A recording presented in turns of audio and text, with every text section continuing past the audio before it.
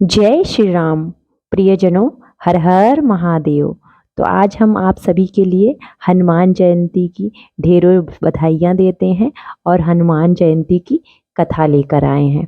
त्रेता युग की बात है। अयोध्या नरेश राजा दशरथ की 3 रानियां थीं, रानी कौशल्या, रानी सुमित्रा तथा रानी कैकेयी। लेकिन कई वर्ष बीत गए, उन्हें कोई पुत्र की प्राप्ति नहीं हुई। इसी समस्या के समाधान के लिए वह अपने गुरु वशिष्ठ के निर्देशानुसार तीनों रानियों के संग पुत्रेष्टि यज्ञ करा रहे थे। ये यज्ञ महर्षि श्रृंगी द्वारा संपन्न कराया जा रहा था। यज्ञ की पूर्णाहुति होने के पश्चात यज्ञ कुंड से अग्निदेव प्रकट हुए। अग्निदेव को प्रकट होते देख राजा दशरथ अपनी तीनों रानियों के साथ नतमस्तक हो गए। अग्निदेव को प्रणाम किया। तब अग्निदेव ने कहा, राजन, मैं तुम्हारे यज्ञ से प्रसन्न हूँ, मांगो, क्या वर मांगना चाहते हो।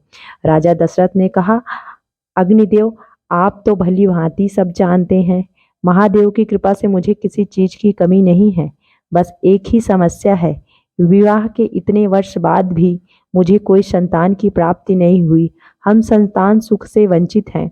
तब अग्निदेव ने कहा, राजन, मैं भली भांति जानता हूँ, तुम ये यज्ञ पुत्र प्राप्ति के लिए संपन्न कर रहे हो।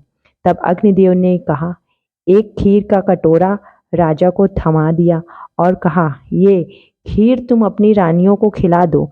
इसके परिणाम स्वरूप तुम्हें गुणवान, सूर्यवान और प्रतापी पुत्रों की प्राप्ति होगी। अवध नरेश ने अग्निदेव से खीर का कटोरा ग्रहण कर वो खीर अपनी तीनों रानियों में बराबर बांट दिया।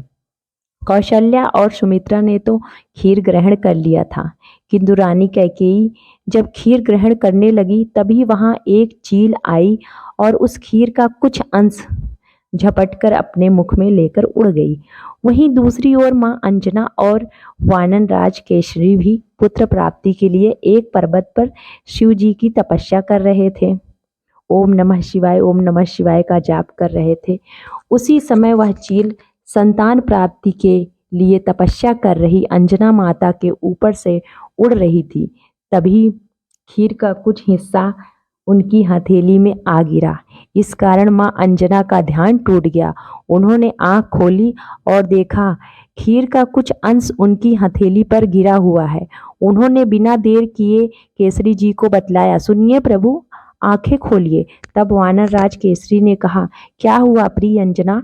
माँ ने कहा, यह देखिए प्रभु, जब मैं तपस्या कर रही थी तो ना जाने ये खीर कहाँ कहाँ से थोड़ा सा अंश मेरी हथेली पर आ गिरा।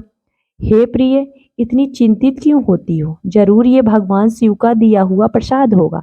तुम भी इसे भगवान शिव का प्रसाद मानकर ग्रहण कर लो। पति की बात मानकर मां अंजना ने वो खीर ग्रहण कर ली और इसके फलस्वरूप वो गर्भवती हो गई। एक दिन माता अंजना पर्वत के शिखर पर डूबते हुए सूरज की खूबसूरती निहार रही थी। तभी अचानक वहां तेज हवाएं चलने लगी और उनके वस्त्र उड़ने लगे। उन्होंने चारों तरफ देखा, वहां पेड़ों के पत्ते स्थिर थे। वहां तेज हवाओं से वो पत्ते हिल भी नहीं रहे थे। अरे, यह कैसा जादू है, मेरे आसपास इतनी तेज हवा क्यों है, वहां के वृक्ष के पत्ते तो हिल भी नहीं रहे हैं। हो ना हो, जरूर ये किसी असुरी शक्ति का प्रभाव है। कौन हो दुष्ट जो एक पतिव्रता स्त्री का अपमान करने की चेष्टा कर रहा है, वो मेरे समक्ष आए। तब पवन देव, देवी क्रोध ना करें और मुझे क्षमा करें, मैं विवश हूँ।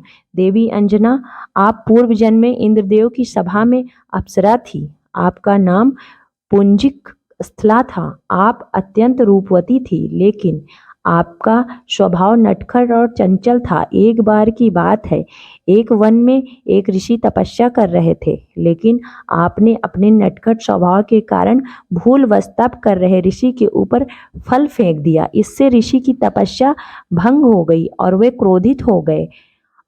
कौन हो दुष्ट जिसने मेरी तपस्या भंग की? तुम, हे नारी, ये कार्य तुमने किया। प्रभु ने तुम्हें इतना अच्छा रूप दिया है, लेकिन कार्य वानरी वाले।